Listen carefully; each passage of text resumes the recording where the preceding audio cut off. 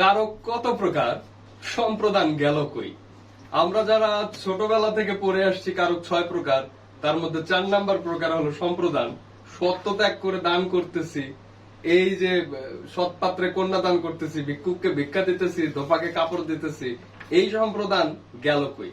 কারক এখন কত প্রকার? এই একটা প্রশ্ন কিন্তু সবারই থেকে যায়।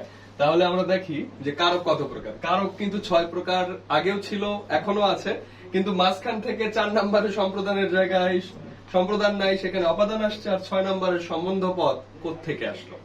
আচ্ছা, কারক 6 প্রকার। সম্প্রদান কারকটি বর্তমানে কর্মকারকের অন্তর্ভুক্ত। সম্প্রদান কারক যেটি আমরা পড়েছি সেটি এখন কর্মকারকের অন্তর্ভুক্ত।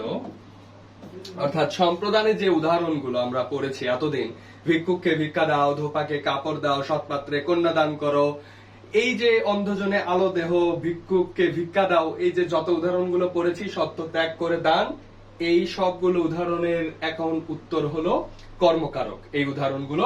আর নতুন করে যোগ হয়েছে সম্বন্ধ কারক।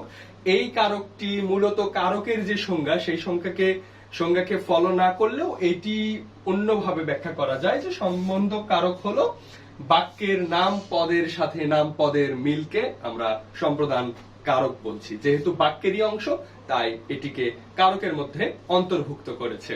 তাহলে কারক কি সে বিষয়ে আমরা একটি ক্লাস নিয়েছি, ক্লাসের লিংকটি দিয়ে দেওয়া হবে এই ভিডিও ডেসক্রিপশনে। আর তোমরা জেনে গেলে যে কারক কত প্রকার এবং সম্প্রদান কারকটি গেল কই।